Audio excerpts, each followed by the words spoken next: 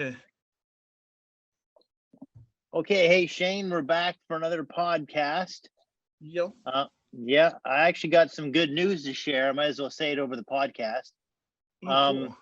You know that LA writer horror group that I might have mentioned in my messages? Yeah. Do you remember mentioning it? Yeah, anyway, they accepted me into the group. Oh, nice. So I just we're going to meet every Thursday at 8:00 Pacific time. So I made sure that when I'm scheduled at work, that I won't be either won't be working those days, or I work earlier in the day, so I have those times off. Oh, But I nice. I meet with them next Thursday to see if we vibe. See if I have to get along with everybody there, so I got to be on my best behavior. Yeah, no, it should be pretty good. I'm pretty excited. It should be a fun thing. Yeah, sounds like it. Yeah, they'll be like like I say, it'll be like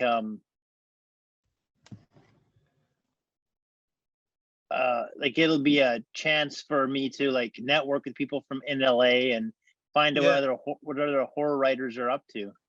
Yeah, bounce around ideas. Yeah. And I was mentioning to you, I wanted to come up with some brainstorm, some low budget, high concept ideas. We should try a few of those too, because those are things that are likely to get made or at least produced. Yeah. Yeah. Yeah. Like, so what's that? Yeah, some kind of interesting little maybe horror movies, not many locations. Yeah, exactly. Like maybe a single location or a single location or something like that, or just a few. And interesting characters. Yeah, just like a strange high. I don't know. I really have a hard time coming with high concepts. And if I do have a high concept, it's usually really expensive. So I want to challenge myself to come up with something that's like low budget and high concept. So that'll be a challenge for me for sure. Yeah. So you've been working lots these days, hey? Yeah, holidays time. You too. Yeah, huh? Yeah. Have you had a chance to see anything or watch anything at all, or? Let's see. I watched Home Alone. Oh yeah, that's a good holiday movie. And I watched the first Harry Potter movie. Oh yeah, is it the first time viewing? Have you seen it before? I saw it when it came out in the theater. Oh right, yeah. That's the only one I've ever seen, though. Yeah, a long time ago. I think both those movies are Chris Columbus too. Yeah, I think so. Yeah, I think I saw that in the theater too. I think I did see the first one. Yeah, but I haven't seen all of them. I've seen a couple of them since then, but kind of just on TV, little bits at a time. Oh yeah. And I think, did I tell you that I saw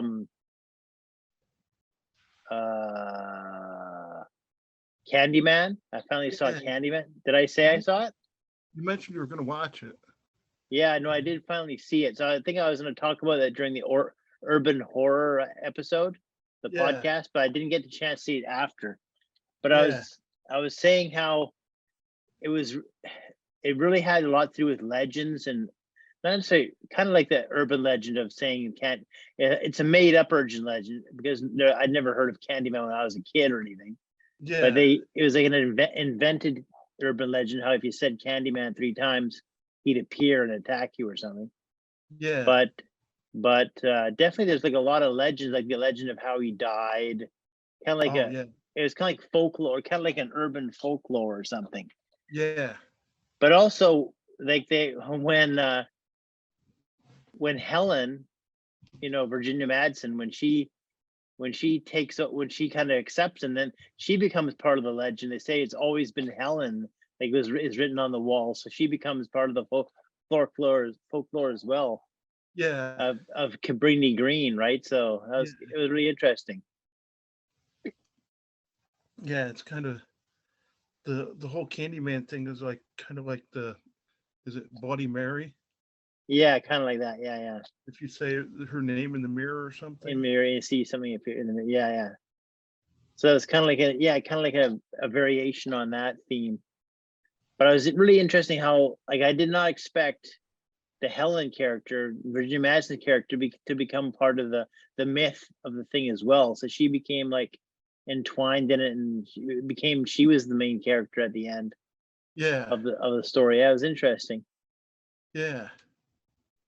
how it kind of evolved, kind of like mutated so that she was the main character after Candyman was kind of done away with. Yeah. I've only seen the second and third one. Have you seen the second? I haven't seen the sequels.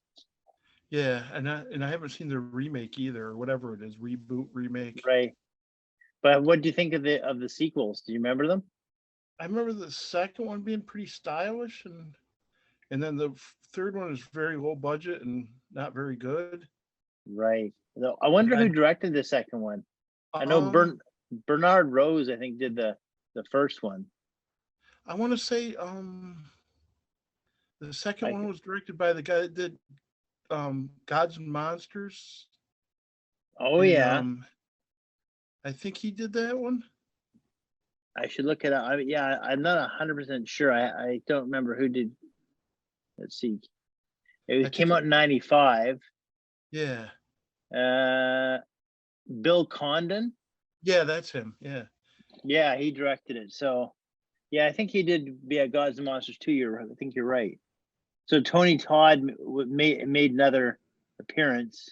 Yeah, he was in all three. Oh, right.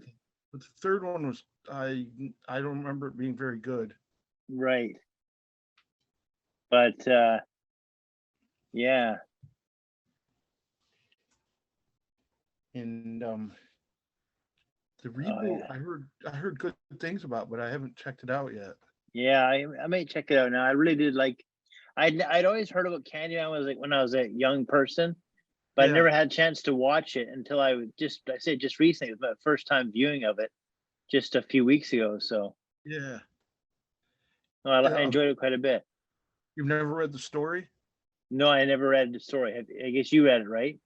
Yeah, a long time ago. Yeah. It was one of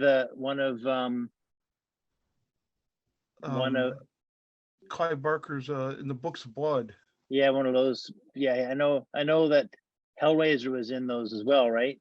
Yeah, then when they came the Hell Heart or something. Yeah, then when they came over here, they kind of split them up. I see. Yeah, I should read more Clive Barker. He was quite. I know Stephen King was a big fan of his in the '80s and stuff. Yeah. Yeah.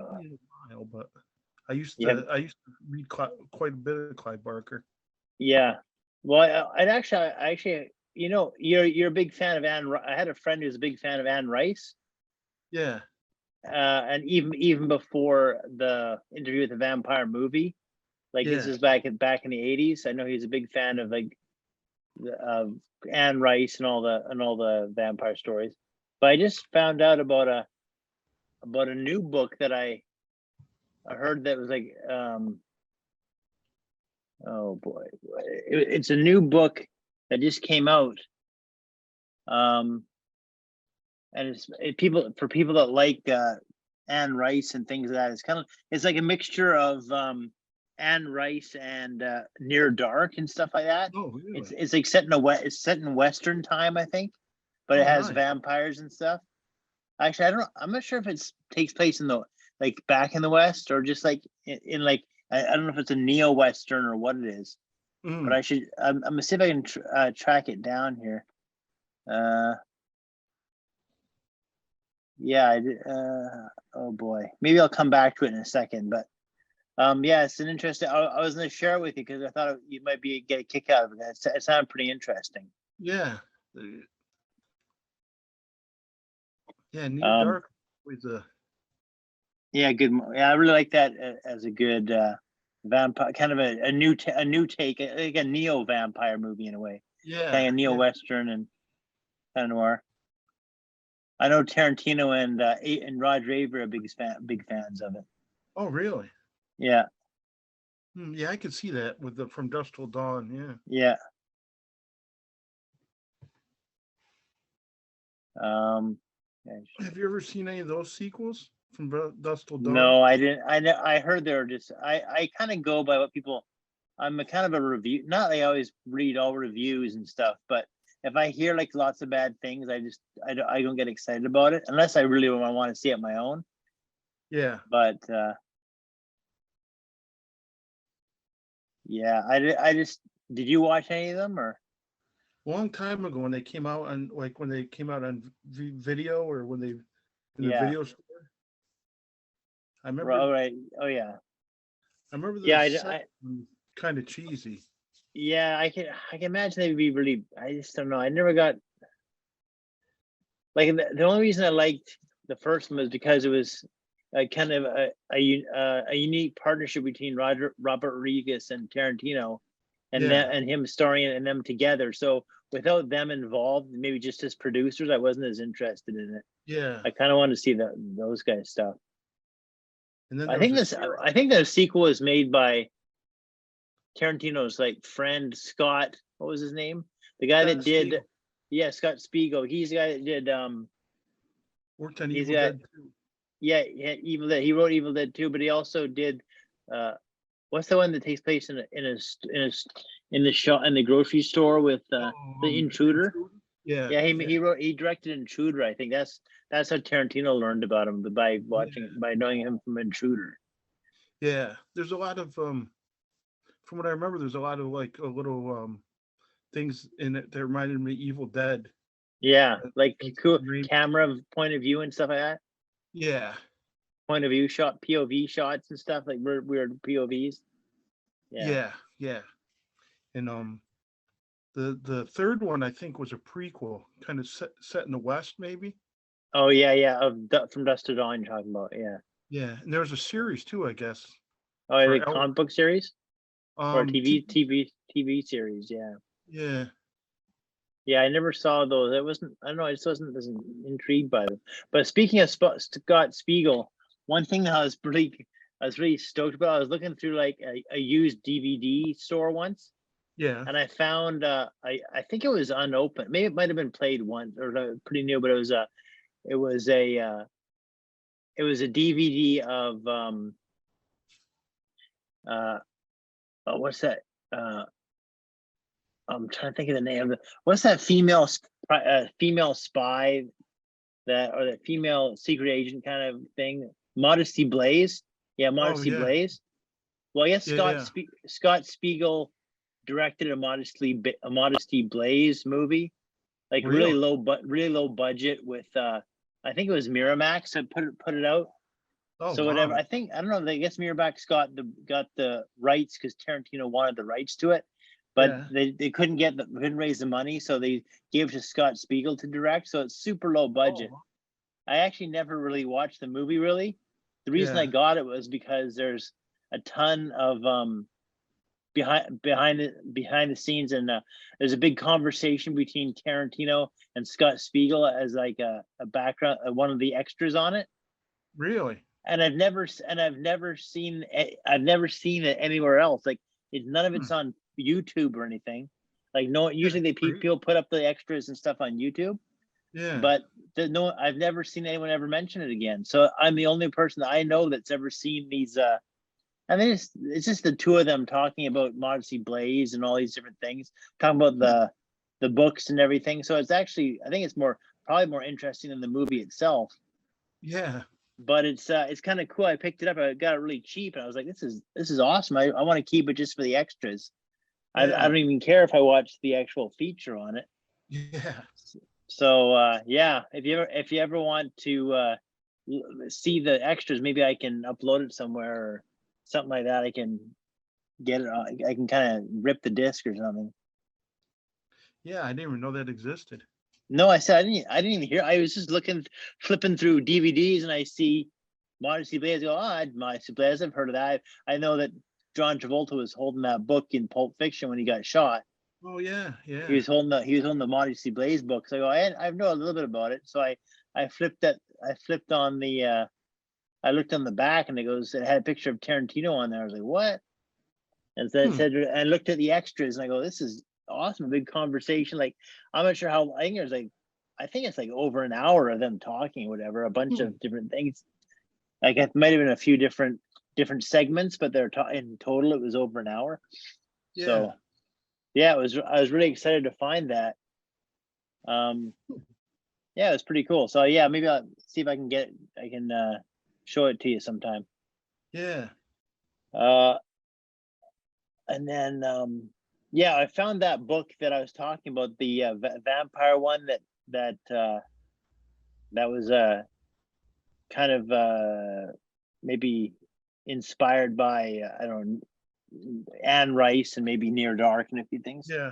It's called In the Valley of the Sun Oh, cool. by Andy Davidson. Yeah. And I think it was published in 2017. So it's a few, maybe like 4 or 5 years old. Wow. But yeah, it's interesting. In the Valley of the Sun. And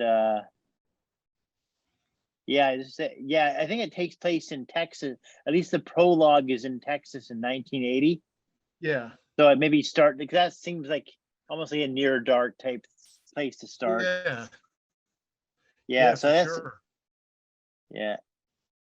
And it's kind of cool because there's like an opening quote. Yeah. And it's from Night of the Hunter, the Cool. movie, I think. Yeah. And it just says, "Dear God, don't let me sleep. Dear God, there is something awful out there in my garden, and I've got to keep it from my lambs. Dear God, don't let me sleep."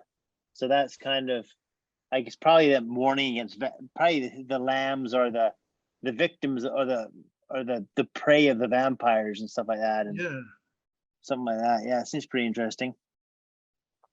So that's kind of its own little genre. Like a neo-Western vampire thing or something? Yeah, because you have Near Dark, and you have Yeah. John Carpenter's Vampires. Yeah. And there's a couple of sequels to that. Yeah. And then you have another one called The Forsaken. It's kind of Right. like that too. They all take place like in the Southwest in the desert. Right. Yeah, I wonder what it's And about, like neo-Western vampire. What's the connective tissue there? I don't know. Yeah. But definitely, yeah, Near Dark was like a seminal part of that. Like, before, was there anything ever before Near Dark that was like that you can remember that took place, like a neo-Western vampire type thing? Not really. Yeah. And I guess the TV series and the comic Preacher kind of tie into that too.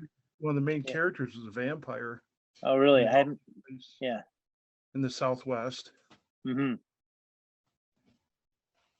So yeah, I think as far as I could tell, Near Dark might have started that, because I can't think of anything before that. And that came out in '86, was that, or?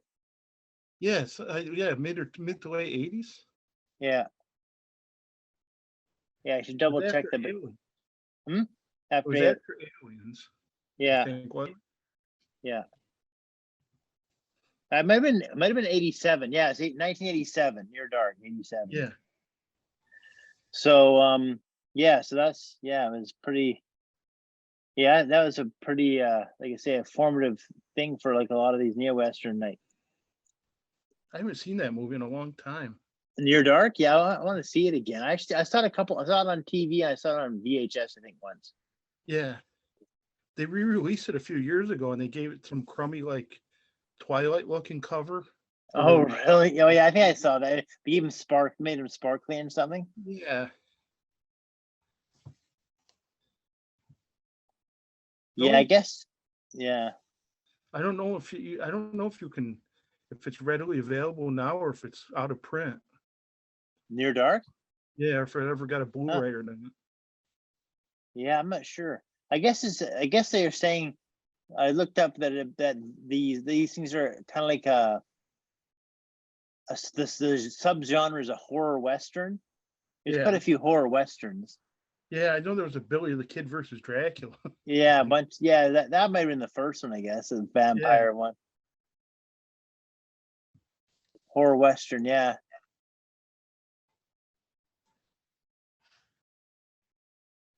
I remember watching one that was about I think from the 70s about Jack the Ripper, like going to the Old Oh, West. really? Yeah. Yeah. Yeah, I was And I just know looking at, what's that? there was a Frankenstein one too, Jesse James. Yeah, that's true.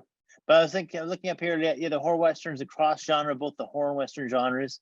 It has its roots in films such as Curse of the Undead, 1959, Hmm.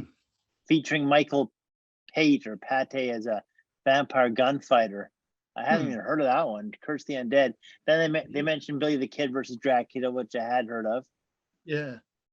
And then it says newer examples include Near Dark, From Dusk Till Dawn, Vampires, Ravenous. I guess is kind of like that. You know that one about the where they go to that Oh, with the outpost Wendigo. and they kind of become cannibals and stuff. Well, there's Yeah. cannibals there, Yeah. the burrowers, and then Oh. Abraham Lincoln Vampire Hunter, Oh yeah. and then Bone Temple. But I'm gonna look up this Curse the Undead 1959. I've never heard of this one. Yeah, me either. I've never heard of that either. It looks pretty interesting. I was looking at the poster. It looks kind of cool. I want to say there's a Blu-ray of it because I could have swore I heard Curse the Undead before. Yeah. I heard that title before, like that. It came out on Blu-ray, maybe. Yeah, it's a Universal movie, so Universal horror, I guess. Yeah. Written and directed by Edward Dean, Dein. Written by Edward Dean and Mildred Dean. I guess it's his wife or partner. And starring Eric Fleming, Michael Pate, P-A-T-E-P, and Kathleen Crowley. Yeah, distributed by Universal Pictures in May 1959. It's in black and white, so yeah, something I should. Yeah, it seems like something since it kind of started the genre that it would be more well known. Like it's kind of as a cult classic. Yeah. I should see if it's on any of these, like you know those Universal horror box sets or something. I wonder if it's in one of those. Could be. It could be. Yeah. Curse the Undead. Let me see here. I'll look up DVD or Blu-ray or something. I'll look up Blu-ray.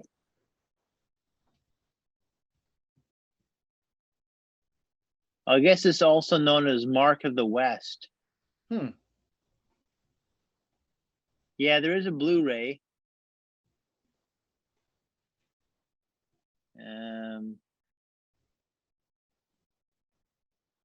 Yeah.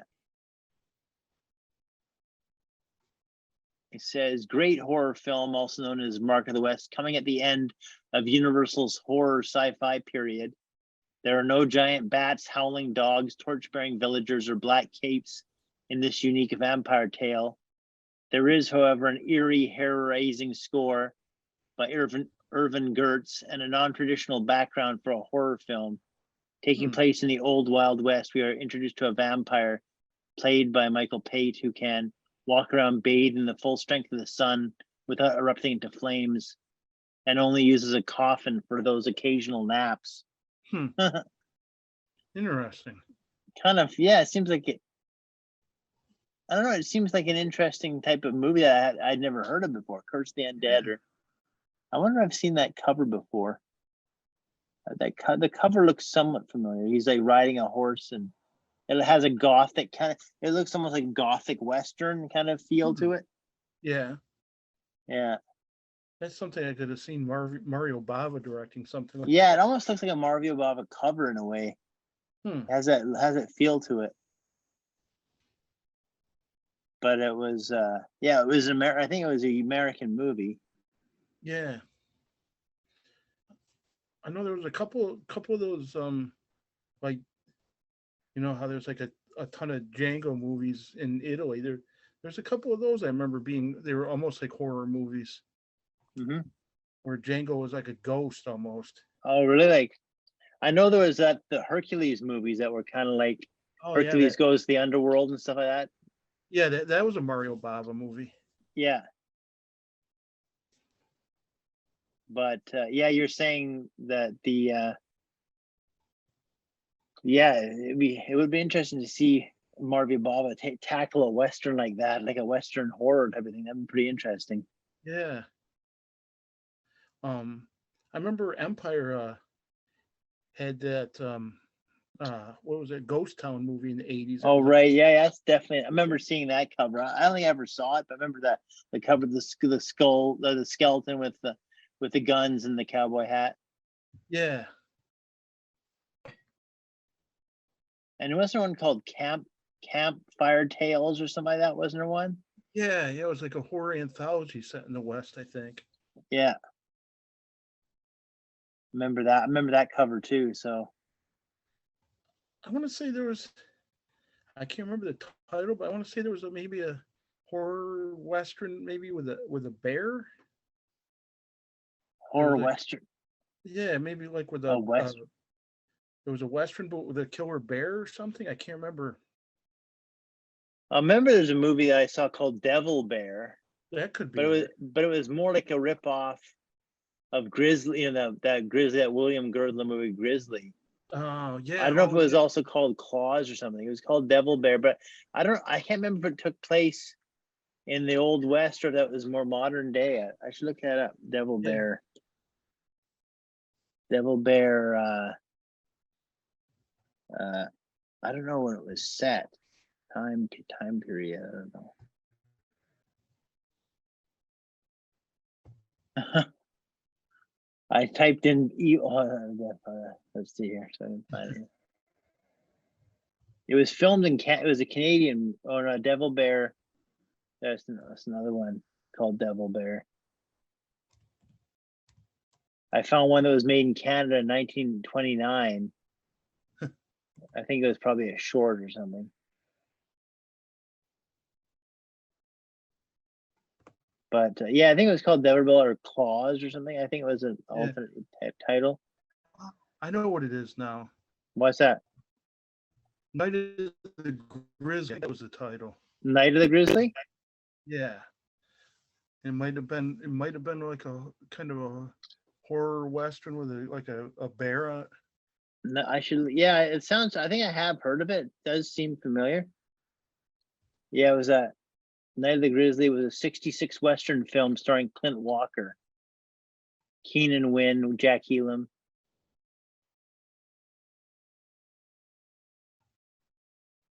Yeah, I guess it is like a Western film. This film's plot centers around Marshal Big Jim Cole, Clint Walker, who inherits land in Wyoming and trades his dangerous lawman's life for the life of a rancher.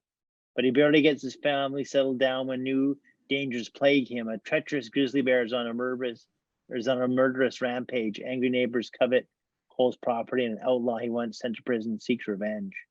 So it sounds like he's got a lot of problems. Yeah.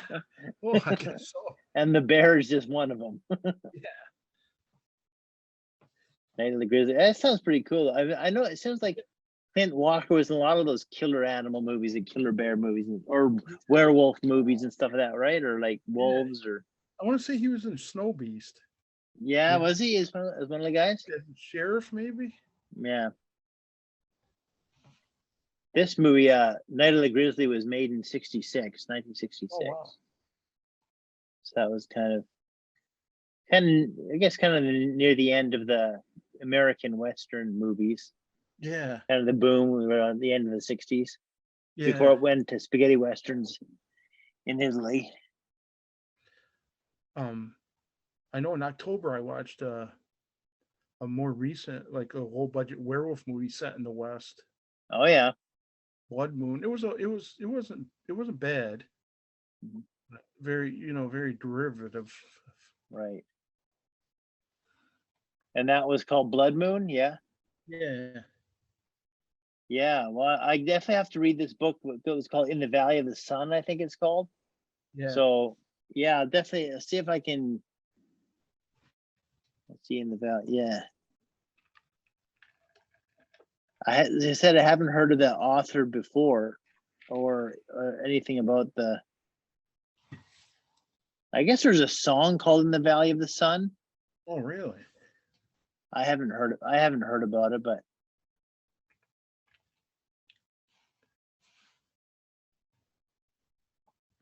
by Buddy Stewart. Was it something like Buddy Stewart wrote it?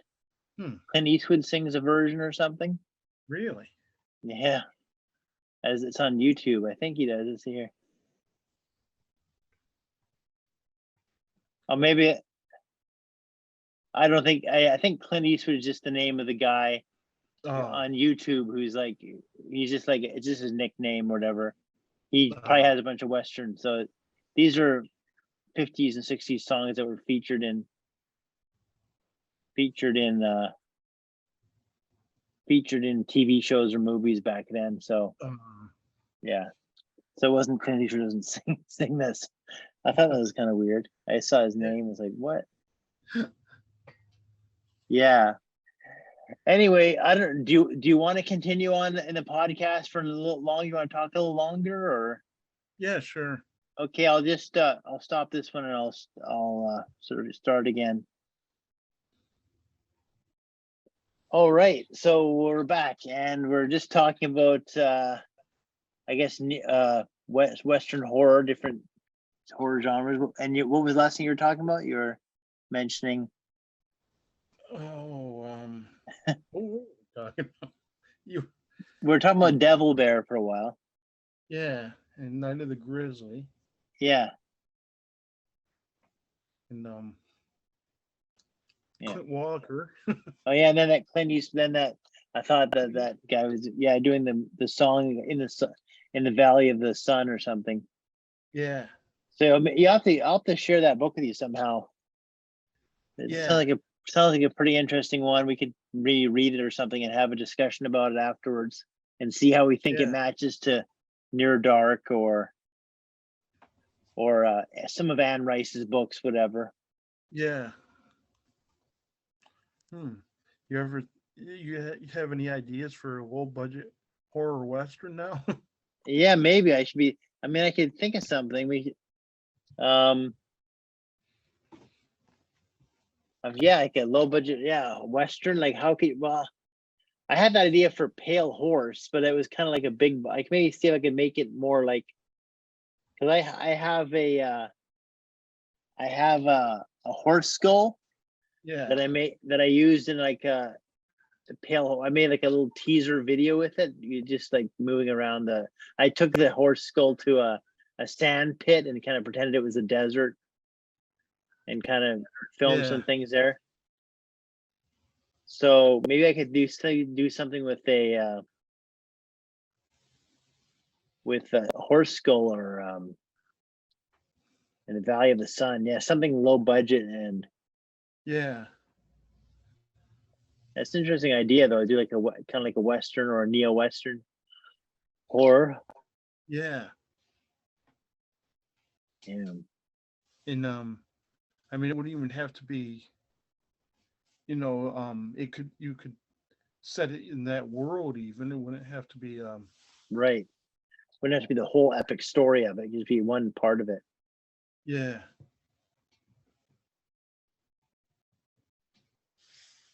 I wonder if I could do some. I'm just thinking. I started thinking of a ghost of a horse. Yeah. Like, could you do some sort of story with that? Like he's gonna ride a horse, the ghost of the horse. I don't know. Yeah. I'll have to brainstorm a bit, but like maybe his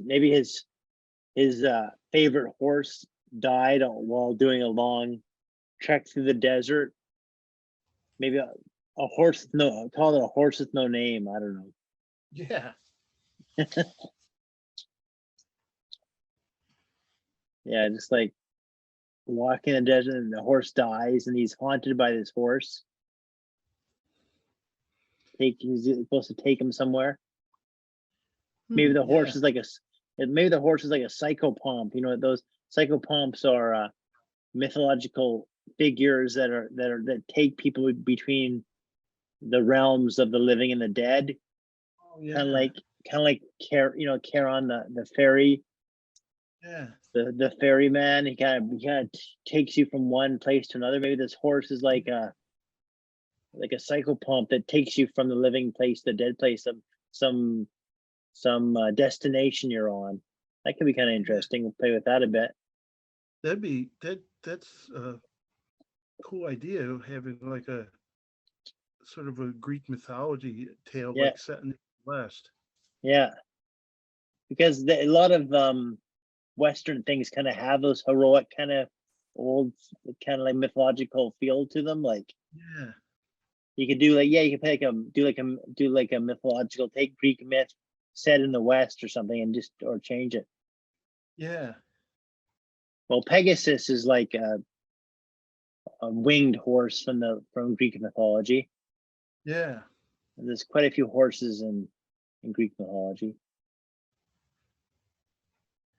Yeah, those are some good ideas. Just I know for that for the for that LA writers group that I've joined, that I have to see yeah, if I vibe with the other writers.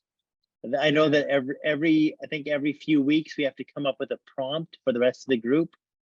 So we yeah. have to come up with a horror prompt. So I was Mm, thinking maybe I should these kind of these high concept, low budget movie ideas be a perfect kind of prompt for that. yeah,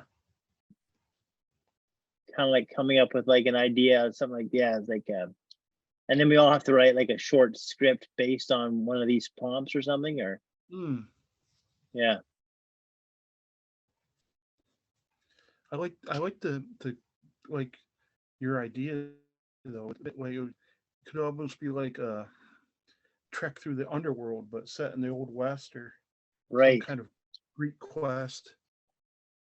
So would he actually be on a real horse, or would it just be he thinks he's like the horse is invisible? He's kind of like, not that he's riding in the middle of the air, but he's like, Yeah, I don't know. I'm trying to think of how could you show a ghostly horse like yeah. in a very cheap way? Would you show him riding it, or just showing him like No, walking the horse, I see. I could see more of. I could see more of him walking through the desert and seeing the horse. kind of Like, leading him along or something? yeah, yeah. Like on a hill or Right, by by a creek or just leading him. right. And Yeah, then he when maybe he sees a silhouette of it every so often, like yeah, silhouetted against the sun or something like that, or or the moonlight or image. something like Yeah, that.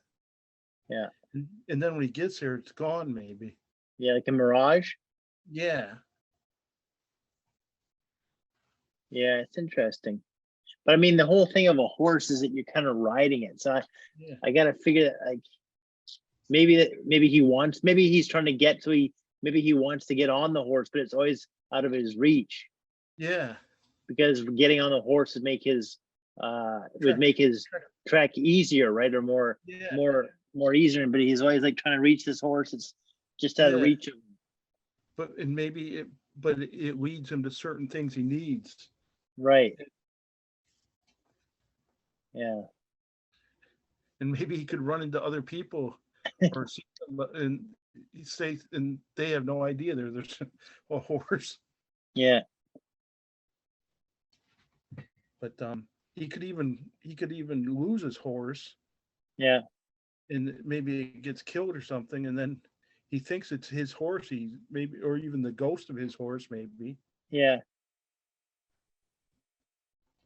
Yeah. Some good ideas. I have to think about it. But hey, this is actually a pretty interesting way to brainstorm, just like Yeah, throw out ideas, and it definitely fits in with this horror Western idea, like him walking, trying to reach this horse. Maybe he just sees this image every once in a while. I mean,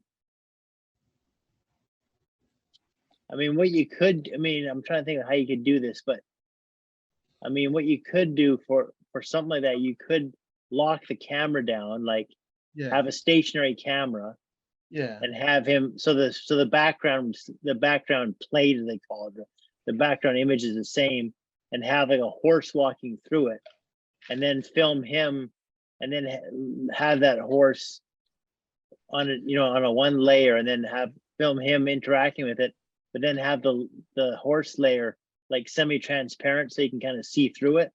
yeah, There'd be a way, as long as the camera's locked down, there's things you could do like that. yeah, So the horse is kind of there, but kind of not.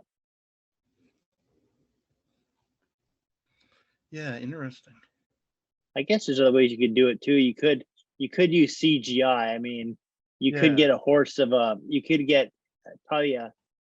You probably could get pretty easily, pretty cheaply too, a CGI element of just a horse walking, Yeah. and then you could add effects to it to make it either like look like it's glowing or kind of semi-transparent or have some effect on it. You could probably do that pretty easily. Yeah.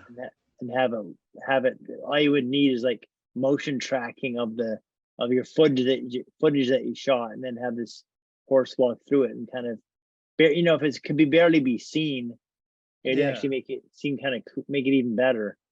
Yeah. Like maybe just out of view, maybe it's always out of the corner of his eye. Yeah. So you just see this thing, you just see it kind of appearing just for a second, and it's gone. You doesn't know if it's there or not. So you wouldn't need even really good CGI, because you can just have it. You can have really, because sometimes you can buy like animations already done, like with a green screen background that you can key out pretty easily. Yeah. So it might be pretty easy to do something like that, and fairly cheaply. And you wouldn't even need a real horse, because that would be hard getting one of those could be a bit of a problem. Yeah. Yeah. And maybe at the end he finds a horse's skull or something at the very end of his trek or something. Yeah. Maybe he has to dig something up out of the ground, thinking he's going to find treasure or something, and it turns out to be the horse's skull. Yeah.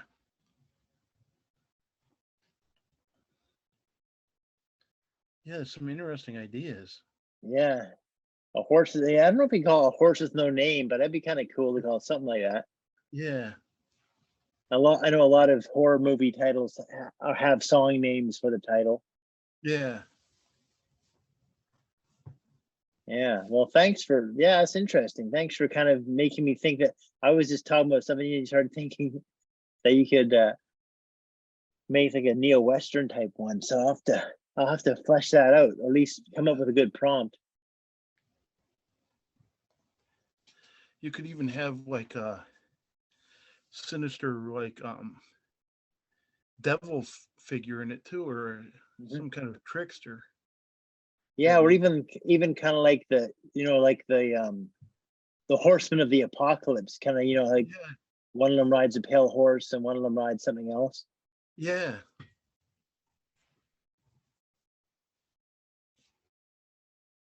Yeah, definitely. Yeah, something like that would be kind of cool. Like have biblical overtones or something like that. I mean, I was just thinking too when you mentioned Clint Eastwood before.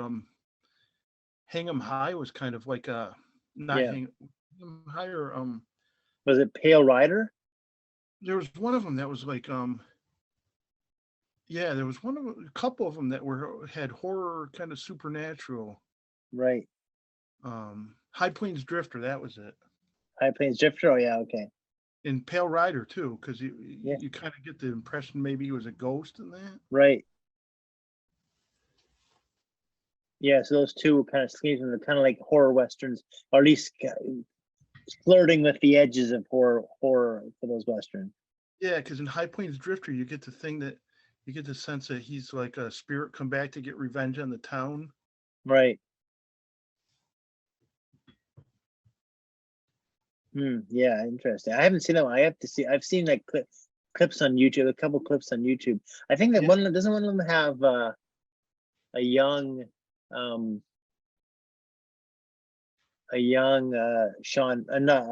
Chris Penn in it? Is that one of them? That might be a Pale Rider. Maybe. Yeah, I thought I saw a YouTube clip with him in it. Yeah. And how about you? Have you been thinking about any thanks for the suggestions too. Those are awesome. Have you been thinking about any stuff? You said you had a few ideas for some stories that you might be doing. Some ideas that you? I did have one the other day. It was more like just I guess survival horror type thing. Mm-hmm. With maybe a couple like taking a hike, and then the boyfriend get run into this group of people out in the woods, and like a bunch of punk like kids or something, or adults, and the boyfriend gets killed, and they chase the girl, and she stumbles upon like a shed and a bunch of tools, and Oh yeah. has to fight him, fight him off with like Like a just siege of like a garden shed or something like that. well, partially, but she'd like maybe just have to survive in the woods, like using like Right. tools and stuff as weapons, and Oh yeah, that's a cool idea. having no idea how to survive in the woods. Yeah, that'd Like be kind of cool. like a 70s type of story. Very 70s. Yeah. Yeah, using just the tools she had on hand to be weapons and survival tools to lead Yeah, her. That'd be pretty interesting because she has to rely on her own resilience and her kind of ingenuity to use those resources that are available to her. yeah. Um, but I like the Western idea though. That's Yeah. I think you could do a lot with that. Yeah, because you don't have to show the horse much, or if anything, the fact that you don't see the horse makes it all the more powerful, right? Yeah, Because you don't know if it's just his imagination or a mirage, or if yeah, the thing is really leading him along. yeah. And maybe I he mean, can. I don't know if he'd see hoof prints in the sand, or he'd imagine them maybe. yeah, Because you can make hoof prints pretty easily, pretty cheaply. yeah. And I mean, Maybe he sees these things in the sand as he goes to touch them, they kind of disappear. yeah. You could kind of show that pretty easily. You could do that a number of ways. Just Yeah, disappear. You could even see him fill in, or right, but and that the ending you could end it in a lot of different ways too. right, I mean, it could be, he's all seeing it. He's just imagining it, like as he dies in the desert, right, or in the end he could be led to salvation. Or you could do all right. kinds of Yeah, so it has a lot of possibilities. It's like a pretty open-ended kind of premise. yeah,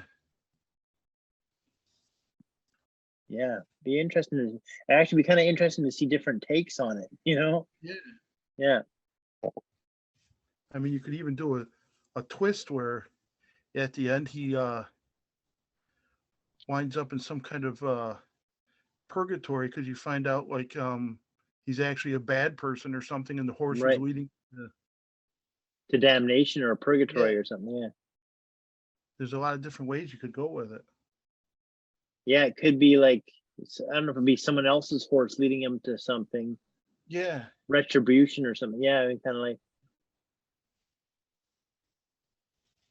yeah. It could even be like a horse he stole from somebody. He killed him for their horse or something. And right.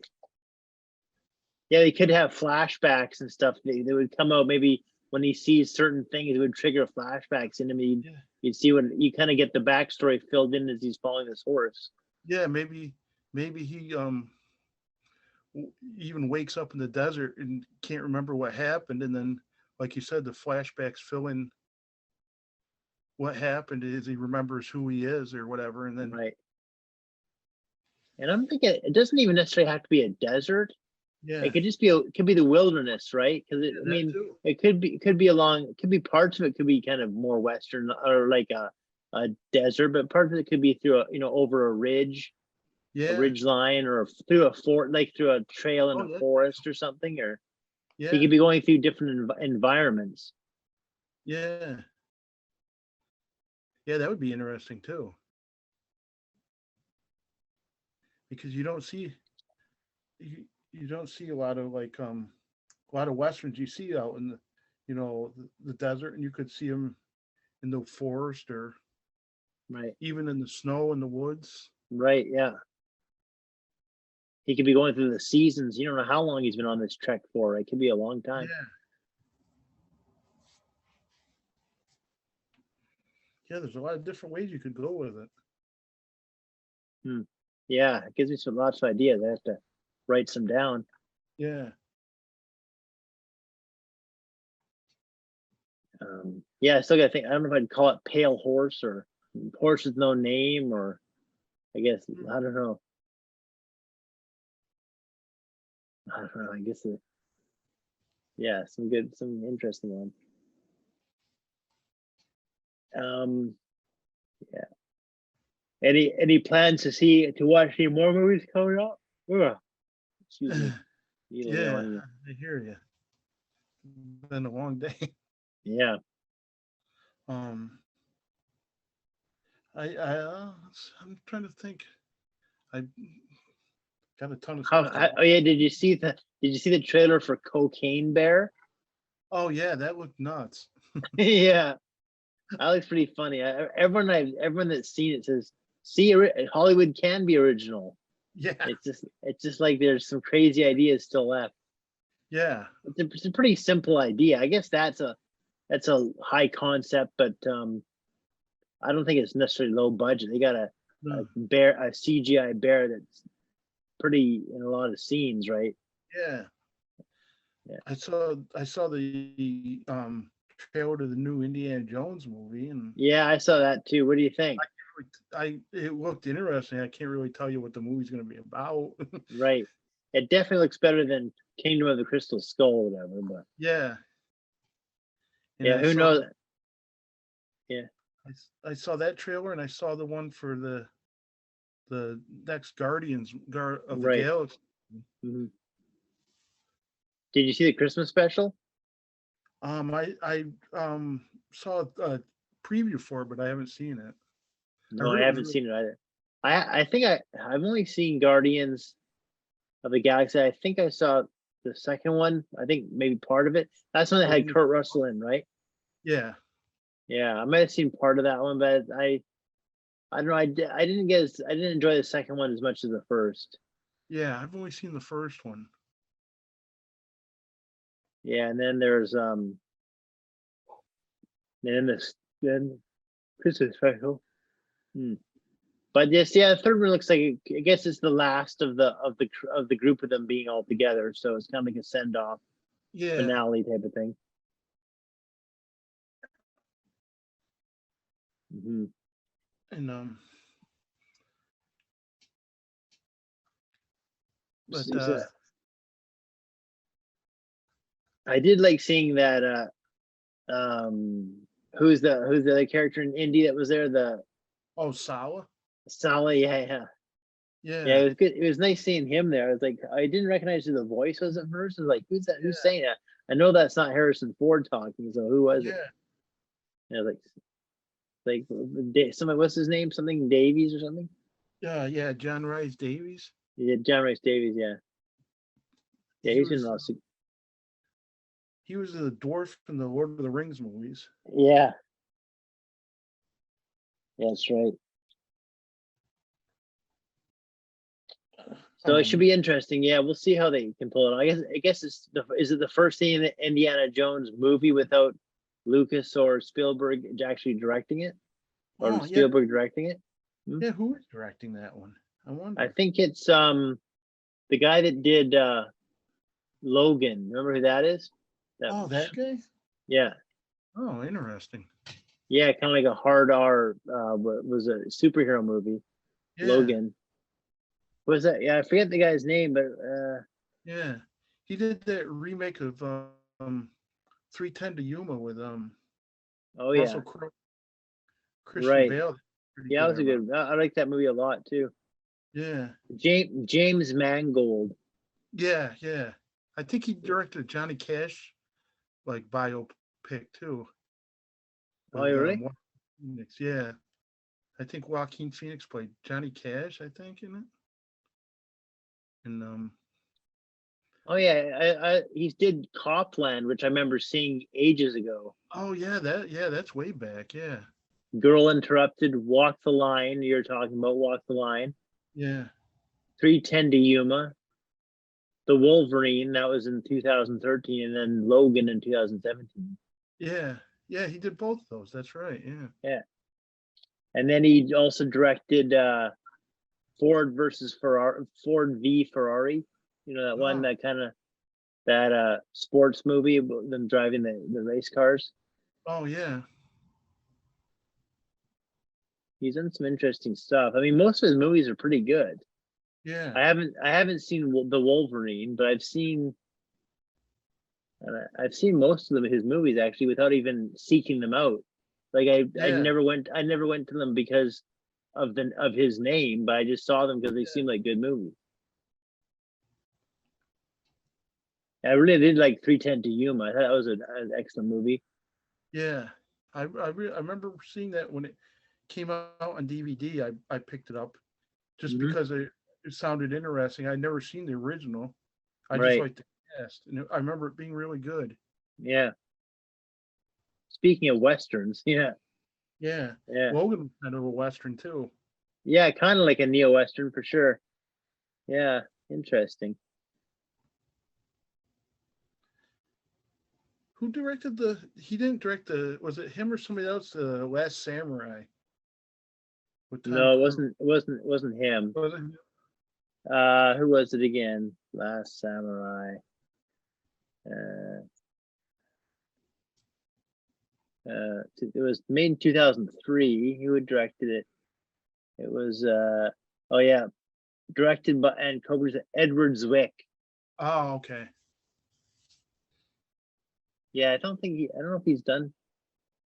I remember Edward Zwick. Yeah, he did the Last Samurai. What else? He hasn't. The last movie he made was Trial by Fire in 2018. Uh, Yeah,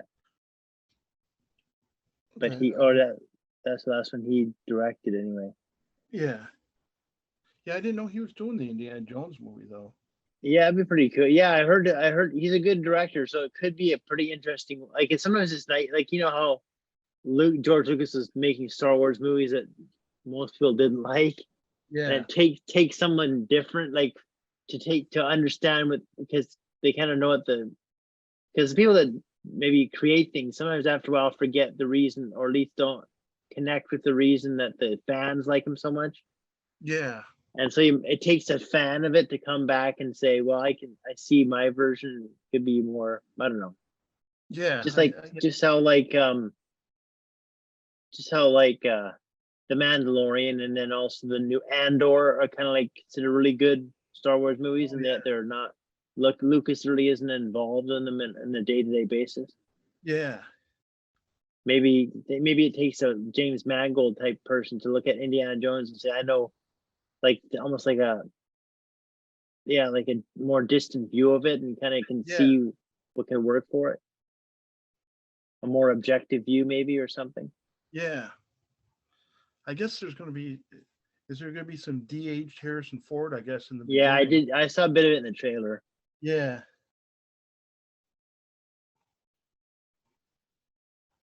It should be. so I Yeah, like. I'll check it out. I don't know if I'll see it in the theater or what, but No, I like to. Maybe it'd be kind of interesting. I'll also pay attention to what people say about it when they when the first views come back. yeah, But mhm. But see, I've heard, like, the Ark of the Covenant and the Holy Grail are both iconic mythological kind of, or legendary objects. yeah. But what the hell is a Dial of Destiny? Exactly. I've never heard of it. I don't know what they're talking about. Yeah, I thought it might have had something to do with like a clock or something, or mm, time, because everybody's getting older, and they're gonna have a lot of comments about time and all that stuff, kind of age, getting aging out and stuff. So that would be I interesting. thought the Dial of Destiny might have something to do with like a clock or something, or a Yeah, timepiece of some sort. yeah. Hmm. And Destiny kind of where you're heading to, so it has to do with, I don't know, time of some Yeah. sort. I mean, even the Crystal Skull is kind of like an iconic. Yeah, I Like, mean, I've heard it. I mean, you've heard a bit about it before, right? Like, yeah, seen those things on either In Search of, or yeah, That's Incredible, and That's Incredible. All those kind of like yeah, kind of crystal skulls and things. yeah. Yeah, it's more legendary anyway. But I've never heard of this Dial of Destiny. It's kind of. Mm. Mhm. I mean, it'd be interesting if it was, like something as iconic as the other things. Right. But Yeah. yeah, Never heard of the Dial of Destiny. Yeah, I don't know what that would be. a dial is kind of like tuning thing. Like a- Who knows what it could be, like a dial on a radio, an Yeah, or a old-fashioned radio, or sundial. A sundial or sun. Yeah, it could be a sundial. That's an idea. Because then you could have like almost like, the staff of Ra. You could have the sun. You know how the sun rays would like move up and make and kind of show the location of the map or whatever on that 3D map in the Egyptian room in Raiders of the Lost Ark. Like maybe have something similar with the shadow or something in the sundial. That'd be pretty cool.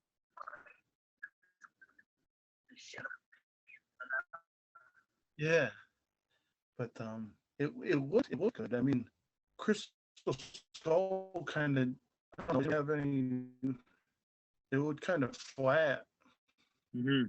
But from what I remember from the trailers. But this one looks, like it has a style to it. Mm-hmm. For sure. Crystal Skull. Which just kind of looked to me. It looked like the Star Wars prequels. It kind of just like a flat look to it. Mm-hmm. Yeah, kind of flat, kind of boring, kind of maybe all CG, kind of like a exactly like a fake look to it. Too digital maybe or something. Yeah. And I think that's the problem Lucas has ran into. Like when he was making stuff, he just got too digital. Yeah. Interesting. Yeah, it'd be interesting. But I'll definitely check it out. Yeah, it looks like it has a bit of style, a little more. Definitely like a good. I'm sure he's a strong filmmaking, like a eye that he has a strong visual eye and stuff like that. And I'm sure things will look pretty cool and have good cinematography. Yeah. Did they say it's? I could have swore I heard that. Is it going to be John Williams' last movie? I never heard that. I'm not sure. Yeah. It could be. I guess they're all getting pretty old, or at least he's getting pretty old. Yeah. I think Harrison Ford is 81 or something. Yeah. And I don't know how old John Williams is. He's probably about the same thing. Yeah. Maybe older. Yeah. And I know Salah's got to be getting up there too. Yeah, they're all getting old. Yeah. So I think the Dial of Destiny will have something to do with it. I think it'll have something to do with time or something like that. Maybe time travel or maybe. That could be interesting. Yeah. Or de-aging people. Yeah. De-aging them. Yeah. They'll age Indiana Jones back and to like younger, and he'll be like Chris Pratt or something, and then they'll carry on with Chris Pratt in the role. Yeah. All right. Well, I guess we'll probably call this a night then. Thanks for all your help and support for the that neo-Western horror prompt. I think we got some good ideas out of that. I'll have to think about that one and write some ideas down. Yeah, maybe it'll kick off some ideas for you. Yeah, that'd be good. Okay, well then have a good night. You too. Okay, thanks.